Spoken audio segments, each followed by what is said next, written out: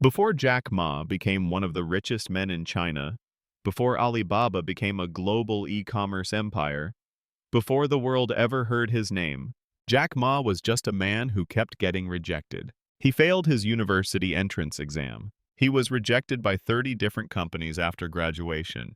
Even KFC turned him down. He applied to become a police officer and was told, "You're not good enough." He tried to pitch his ideas to dozens of investors. None believed in him.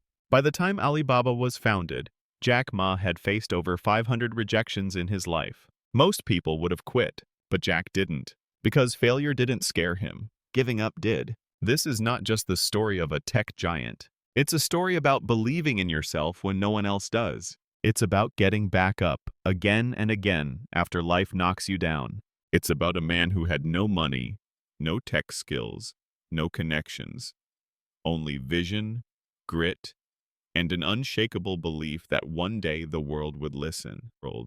This is the true story of Jack Ma, the man who turned rejection into revolution. Long before Jack Ma became a billionaire, he was just a skinny boy from Hangzhou, a poor city in China still closed off from the Western world in the 1970s. Ma Yun, his birth name, was not tall, not strong, and definitely not a genius.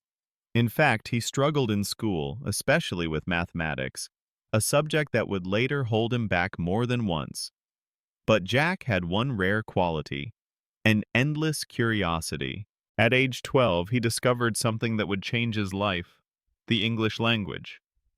It wasn't taught well in schools at the time, but Jack was fascinated by it. Without money to afford private lessons, he found another way. Every morning, rain or shine, he would wake up at 5 a.m., hop on his bicycle, and ride nearly 45 minutes to a hotel where foreign tourists stayed. His goal? To offer free tour guide services. Not for tips, but to practice his English. He did this for 9 years every single day. Most people thought he was wasting his time. But Jack knew that if he wanted to see the world, he had to learn its language. That's also how he got his English name, Jack, given to him by a tourist he befriended. To this day, that name is more recognized than his Chinese one. While other kids played or focused on exams, Jack Ma was out there, learning not just English, but also about cultures, confidence, and connection. Skills that would later become the foundation of his success. But back then, no one could have guessed that this little boy, chasing foreigners just to speak with them, would one day lead one of the biggest tech companies in the world. He was just a dreamer, with a bicycle, a broken accent, and an unshakable will. For most students in China, the Gaokao, the National University Entrance Exam, is the biggest test of their lives.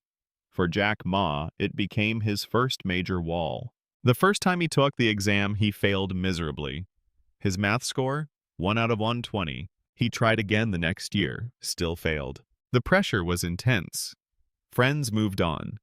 Relatives whispered behind his back. Maybe he's just not smart enough, they said.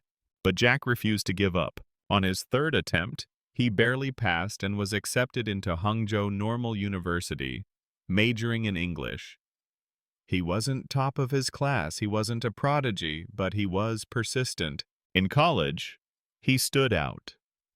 Not because he was brilliant, but because he was different. While others focused on grades, Jack focused on communication, on public speaking, on learning how to connect with people. He became student leader, taught himself how to perform on stage, and built confidence the hard way, by doing the things he feared most. By the time he graduated, he thought his struggles were finally behind him. But life had more rejection in store. Jack applied to every job he could find, from waiter to secretary to police officer. Out of 30 interviews, he was rejected by every single one. Even KFC said no.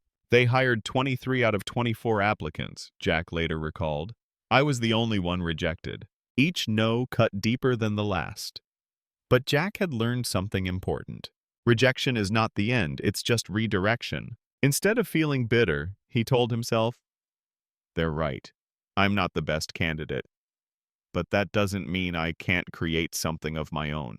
So he turned to teaching. With no better option, he became an English lecturer at a local university, earning $12 a month. It wasn't glamorous, it wasn't what he dreamed of, but it was his starting point.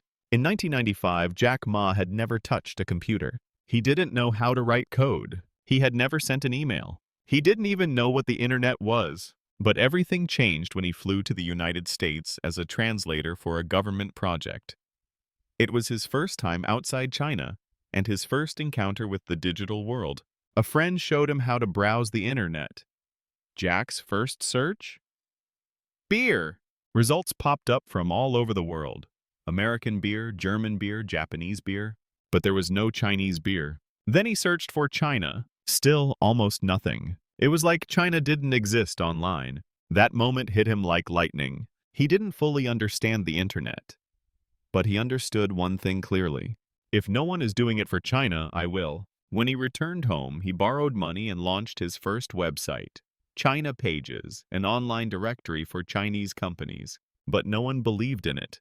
Business owners had never heard of the internet. They didn't trust it. Investors thought it was nonsense. One of them told Jack, "You know nothing about computers and even less about business." China Pages failed, miserably. Jack lost money, partners, and time. It could have ended there. But Jack wasn't chasing success. He was chasing potential. He said, "If I fail again, I'll try one more time. The worst case, I go back to teaching English." He wasn't afraid of starting over. Because to him, the greatest failure was not trying. That mindset would carry him through some of the darkest and most transformative chapters of his life. In early 1999, Jack Ma gathered 17 of his friends in his tiny apartment in Hangzhou. The place was cramped, the furniture mismatched, and the air thick with uncertainty. Jack stood in front of a whiteboard and shared a vision, not of riches, but of a future where small businesses in China could sell their goods to the world. He didn't have money. He didn't have technology. He didn't even have a clear business model. But he had something stronger, a mission. That day, he asked just one question. "Do you believe in me?" One by one, they nodded. And just like that, Alibaba was born. Not in a corporate tower, but in a humble apartment, with nothing but a dream and 18 believers. They called it Alibaba because it was easy to pronounce and remembered across cultures. Jack liked the story of Alibaba and the 40 Thieves, a poor man who unlocked treasure with a simple phrase, "Open Sesame." He wanted to create a platform that could open the gates of global trade for small businesses, but the world wasn't ready. When they pitched Alibaba to investors, they were rejected 38 times. People laughed. "Who are you? You don't understand technology," they said. "Amazon and eBay will crush you," they warned. Jack didn't flinch. "We're not competing with them," he said. "We're creating something for China, by China, with a global heart." The team worked day and night. They had no salary for months. Some slept in the office. But they had a powerful bond, faith in the mission, and faith in Jack. They built Alibaba with one principle: customers first, employees second, investors third. In a world that prioritized profit, Jack prioritized people. And slowly, something incredible began to happen. Merchants started joining. Traffic started growing. Alibaba, against all odds, was coming to life. It wasn't yet a success story, but it was no longer just a dream. It was becoming real. Alibaba was growing, but painfully slowly. They had built a website. They had a handful of users. They had fire in their hearts. But they had no money. Jack Ma and his team went knocking on the doors of investors. In China, in Silicon Valley, anywhere someone might listen. Most didn't. Some never replied. Others outright laughed. In total, Alibaba was rejected by 38 different venture capital firms. One investor told Jack, "You have nothing, no technology, no team, no assets. Why would we invest in you?" Another said, "Your idea is too naive. E-commerce won't work in China." But Jack had a secret weapon. He didn't take rejection personally. He wore it like armor. Each no only made him sharper, hungrier, more determined. Then came a phone call that would change everything. Masayoshi Son, the founder of SoftBank, had heard whispers about this strange English teacher from China who wouldn't give up. They met in Beijing. Jack didn't bring a laptop. He didn't show slides. He spoke from the heart. He painted a picture of the future, a China where millions of small businesses could thrive online, a borderless marketplace built not for big corporations but for the little guy. Sun listened. After just one meeting, he made a decision that shocked everyone, even Jack. He invested $20 million into Alibaba. No product, no profits, no pitch deck, just belief. When asked why he bet so much on Jack, Sun said, "I invest in people, and Jack has the eyes of a killer." That one leap of faith changed everything. With capital in hand, Alibaba could finally breathe. They hired talent, upgraded their systems, scaled operations, but most importantly, they proved something far more powerful than a business plan. If you believe in your vision, the world will catch up. That 20 million was the first big yes, after hundreds of no's. And it was just the beginning. By 2003, Alibaba was starting to take off. They had a growing team, more users, momentum, and then the world stopped. SARS, a deadly respiratory virus, spread across Asia like wildfire. Streets emptied, offices shut down. People were scared to even leave their homes. For Alibaba, it was a disaster. They had zero remote infrastructure. Everyone worked in the same building. Now the entire office was under quarantine. Jack Ma had two choices: shut everything down or find a way to survive. He chose the second. From his small apartment in Hangzhou, Jack rallied his team over phone calls and emails.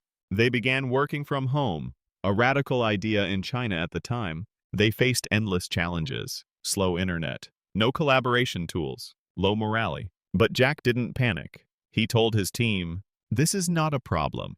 This is an opportunity. While others are frozen, we move forward."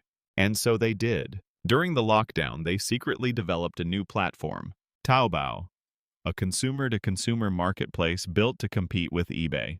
At the time, eBay had already entered China and dominated the online auction space. They had money, experience, and brand power. Alibaba had nothing but guts. When Taobao launched in May 2003, people thought it was suicidal, competing with eBay in the middle of a crisis. But Jack saw something no one else did. Speed beats size. Local beats global. Heart beats money. Taobao wasn't perfect, but it understood Chinese consumers better than any foreign platform. And slowly, very slowly, it began to grow. Jack made a bold move. He declared that Taobao would be free to use, unlike eBay, which charged listing fees. People flocked to it. By 2005, Taobao had overtaken eBay in China. The giant had fallen. The underdog had risen. What started as a crisis became Alibaba's greatest comeback. And Jack never forgot the lesson. Tough times are blessings in disguise. If you can survive them, you will emerge stronger than ever. September 19, 2014. The eyes of the financial world turned to Wall Street, where a former English teacher from Hangzhou was about to make history. Jack Ma stepped onto the floor of the New York Stock Exchange, smiling humbly in a tailored suit. But behind that smile was a storm of emotion. 15 years earlier, he had started Alibaba in a tiny apartment with no money, no code, and no investors. Now that same company was about to launch the largest IPO in history, raising $25 billion in a single day. Alibaba's stock surged. Jack Ma instantly became the richest man in China. Overnight, the world called him a genius, but he didn't let the spotlight blind him. When asked how it felt to be a billionaire, he simply said, "This money doesn't belong to me. It belongs to the people who believed in us." The IPO was more than a financial victory. It was a symbol. Proof that someone with no connections, no pedigree, and a track record of failure could still build a global empire. And Jack never forgot where he came from. At the NYSE, he didn't speak like a CEO. He spoke like a teacher. He told young people, "Don't worry if people don't believe in you. As long as you believe in yourself, you still have a chance." In a world obsessed with instant success, Jack Ma became a reminder of something deeper. That rejection doesn't define you. That failure is not fatal. That the most powerful thing you can do is get back up. He didn't just ring the opening bell that morning. He rang a new era of possibility. For dreamers, doers, and the underestimated. Jack Ma had been told no more times than most people try. And still, he built a company that changed how the world does business. Not because he was the smartest, but because he refused to quit.